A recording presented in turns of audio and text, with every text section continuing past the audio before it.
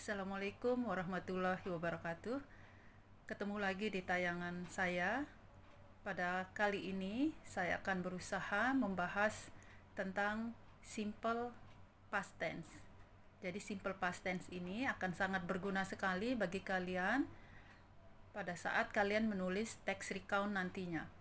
Jadi sebelum menulis text recount, kita harus mempelajari dulu simple past tense ini untuk mempermudah dalam membuat text recount nantinya.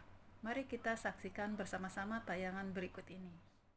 Baiklah, kita mulai saja mempelajari simple past tense. Pada saat mempelajari simple past tense nanti, kita akan menemukan yang namanya regular verbs. Apa sih regular verbs itu? Kemudian irregular verbs. Apa saja irregular verbs itu dan bagaimana? Kemudian contoh-contoh kalimat berbentuk past tense, kemudian be dalam bentuk simple past tense. Kita lanjutkan ke tahapan atau tayangan yang berikut ini. Ya, kita mulai dengan mempelajari tentang regular verbs atau kata kerja beraturan pada simple past tense. Ada beberapa cara atau perubahan untuk bentuk afirmatif atau pernyataan dalam simple past tense, yaitu kata kerja beraturan tinggal ditambah dengan akhiran ed pada kata dasar. Contoh, play di sini menjadi played. Setelah y ditambahkan akhiran ed. Kemudian yang kedua, jika kata kerjanya berakhiran dengan tambahkan dengan d. Contoh dalam kalimat live menjadi lived. Tinggal ditambahkan kata d. Kemudian yang ketiga, jika kata kerjanya berakhiran dengan konsonan, di mana sebelum konsonan itu ada satu huruf vokal, buatlah konsonan akhirnya double atau ganda. Contoh di sini stop. Di sini vokalnya diikuti oleh konsonan p. Nah, yang di double atau yang digandakan adalah konsonan p. Stop menjadi stop. Yang berikutnya, jika kata kerjanya berakhiran y yang didahului oleh konsonan, maka y yang dihilangkan dan ditambahkan ied pada akhir kata kerja dasar. Contoh, copy menjadi copied. Berakhiran dengan ied. Y di sini dihilangkan. Jadi, tahap-tahap atau step-step perubahan dari kata dasar ke kata kerja bentuk kedua itu harus kalian ingat. Tadi yang pertama adalah penambahan kata ed, yang kedua penambahan kata d saja, yang ketiga membuat ganda kata atau konsonan di akhir kalimat yang bertemu dengan vokal sebelumnya, dan yang terakhir adalah dibuangnya huruf y atau konsonan y pada kata dasar yang didahului oleh konsonan sebelumnya dan diganti dengan ied. Ya, kita lanjut. Ini adalah contoh regular verb atau kata kerja beraturan. Kalian perhatikan di sini, dance menjadi danced tambah d, plan menjadi plant tambah ed, wash menjadi washed tambah ed, play menjadi played tambah ed, study menjadi studied. Perhatikan di sini akhiran y bertemu dengan konsonan sebelumnya, y berubah menjadi ied, y dihilangkan dan dirubah menjadi ied. Save menjadi saved, carry menjadi carried. Perhatikan di sini, carry di sini statusnya sama dengan study. Y didahului dengan konsonan sebelumnya, berubah menjadi ied, y dihilangkan satu. Kemudian answer menjadi answered, ditambahkan dengan d. Lanjut lagi ke tayangan berikutnya. Ini adalah expression atau keterangan waktu yang biasa kita gunakan pada bentuk simple past tense. Di sini ada last night, 10 minutes ago, yesterday. Last night, tadi malam, 10 minutes ago, 10 menit yang lalu, yesterday kemarin. Semua ini menunjukkan sebuah kejadian atau peristiwa yang telah berlalu, sudah lewat. Last Sunday, an hour ago, yesterday morning, semuanya sudah lewat. Last month, bulan yang lalu, a week ago, seminggu yang lalu, yesterday afternoon, kemarin siang adalah juga contoh-contoh keterangan waktu yang sudah lewat. Ini akan kita gunakan pada bentuk simple past tense. Kita lanjutkan. Di sini saya memberi contoh simple past tense menggunakan regular verbs. Di sini ada bentuk positif, negatif, interrogatif. Coba kalian perhatikan bentuk positif. Andy worked in Epicentrum Mall last year. Untuk bentuk positif, kata kerja yang kita gunakan adalah kata kerja bentuk kedua. Untuk bentuk negatif dan interrogatif, kata kerja yang kita gunakan adalah kata kerja bentuk pertama. Kembali ke bentuk pertama. Work di sini berubah menjadi work. Di sini berubah menjadi work. Dalam bentuk negatif atau penyangkalan, kita menambahkan kata did not setelah subjek. Sedangkan pada bentuk interrogatif, sebelum subjek kita menambahkan kata did. Lihat contoh kedua. Susan studied English 2 days ago. Kalian harus ingat perubahannya. Study, y-nya dihilangkan, diganti dengan ied. Susan belajar bahasa Inggris 2 hari yang lalu. Pada bentuk positif digunakan kata kerja bentuk kedua. Pada bentuk negatif dan interrogatif, perhatikan perubahannya berubah kembali ke bentuk pertama. Sebelum kata kerja, kita meletakkan kata did not. Pada bentuk interrogatif, did kita tambahkan di depan subjek. Sama juga pada bentuk kalimat yang di bawahnya, they dance very beautiful last Saturday. Dance ini kata kerja bentuk kedua, pada bentuk negatif berubah menjadi kata kerja bentuk pertama dengan mendapat tambahan did not di depan kata kerja. Dan interrogatif mendapat tambahan did di depan subjek. Kata kerja kembali ke bentuk awal atau bentuk pertama. Setelah kita mempelajari tentang regular verbs, sekarang kita mempelajari tentang irregular verbs.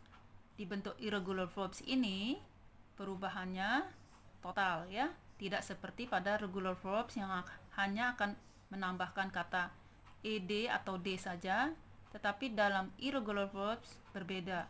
Contoh di sini, come menjadi came, tidak menjadi comed, tetapi menjadi came. Go menjadi went, tidak menjadi got, tetapi menjadi went pada irregular verbs. Write menjadi wrote, sleep menjadi slept, find menjadi found, give menjadi gave, take menjadi took, buy menjadi bought. Apakah ada kriteria untuk perubahan kata kerja bentuk irregular verbs ini dari kata kerja dasar menjadi kata kerja kedua atau bentuk past tense? Jadi kriterianya tidak ada. Yang ada adalah kalian harus menghafal perubahan kata kerja dari kata kerja dasar menjadi kata kerja bentuk past tense atau bentuk kedua. Ya, mari kita lanjutkan ke tayangan berikut supaya lebih jelas lagi. Di sini ada saya beri contoh simple past tense menggunakan irregular verbs atau kata kerja tidak beraturan. Di sini ada bentuk positif, negatif, dan interrogatif.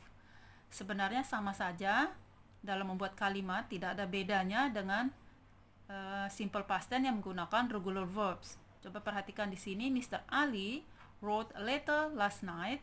Dalam bentuk negatif masih ditambahkan did not, penyangkalan.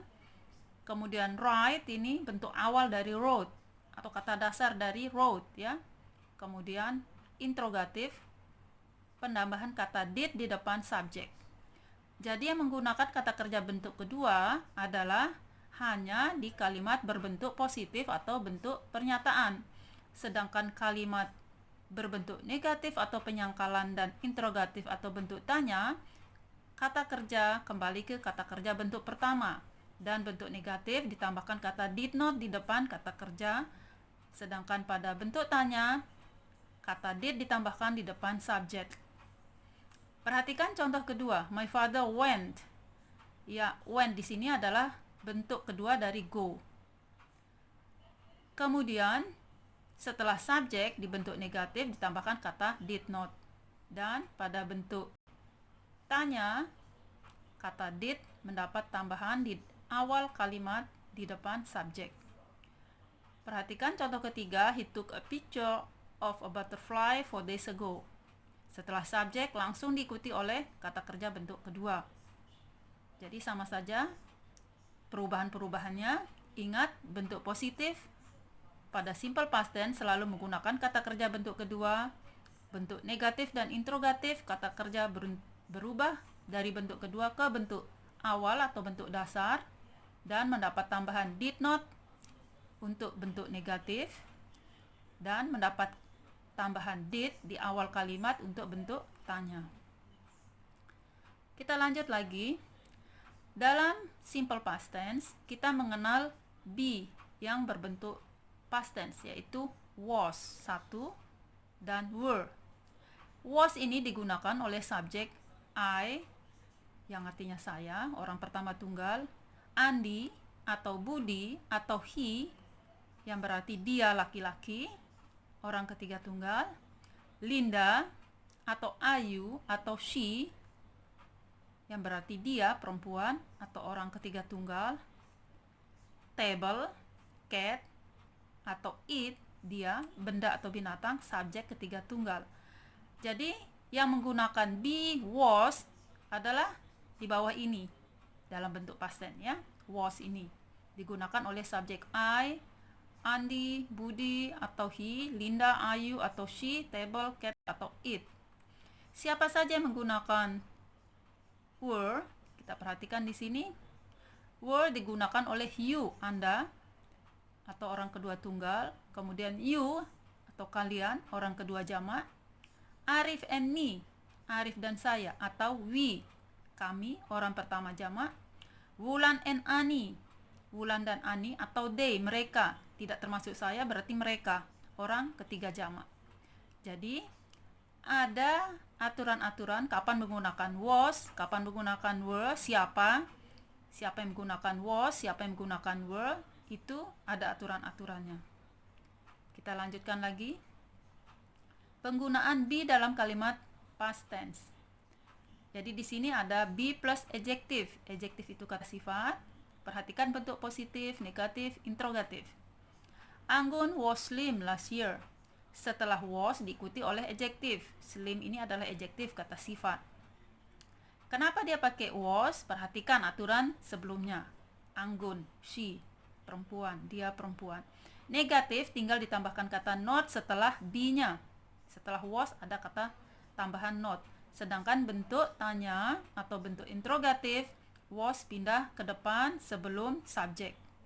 Ridwan and Ahmad were lazy boy. Kenapa were? Lihat tayangan sebelumnya, yaitu subjek Ridwan and Ahmad memakai be, were. Untuk bentuk negatif, setelah be ditambahkan not, jadi were not. Kemudian bentuk tanya, were pindah ke depan. Lanjut lagi. Penggunaan be bisa ditambahkan dengan noun lagi. Noun ini kata benda. Di sini ada, saya kasih contoh bentuk positif, negatif, interrogatif. Mr. Anwar was an English teacher. English teacher adalah noun atau kata benda. Kenapa dia pakai was? Perhatikan aturan di tayangan sebelumnya. Mr. Anwar memakai was. Kemudian setelah was pada bentuk negatif ditambahkan kata not, penyangkalan. Dan bentuk tanya was pindah ke depan sebelum subjek. Sama juga dengan kalimat selanjutnya. Blank and Putih were my cats. Kenapa pakai were? Blank and Putih. Perhatikan tayangan sebelumnya. Peraturan tentang siapa saja yang memakai were. Setelah were pada bentuk negatif ditambahkan penambahan ada not. Kemudian untuk interrogatif dipindah ke depan menjadi were. Setelah kita sama-sama menyaksikan tentang regular verbs, irregular verbs, contoh-contoh kalimat berbentuk simple past tense, dan contoh-contoh kalimat yang menggunakan be, was, dan were, sekarang pada saat ini kita akan berlatih merubah kalimat atau merubah kata kerja dasar yang ada di dalam kurung ini menjadi kata kerja berbentuk kedua atau berbentuk past tense. Ada 8 kata kerja dasar yang harus kalian rubah. Nanti kita akan bahas pada tayangan yang berikutnya bagaimana perubahan atau bagaimana kalimat ini akan menjadi kalimat yang baik dan benar. Oke, selamat mencoba, selamat berlatih. Sekian, sampai ketemu pada tayangan-tayangan saya yang berikutnya. Jangan lupa like and subscribe. Thank you.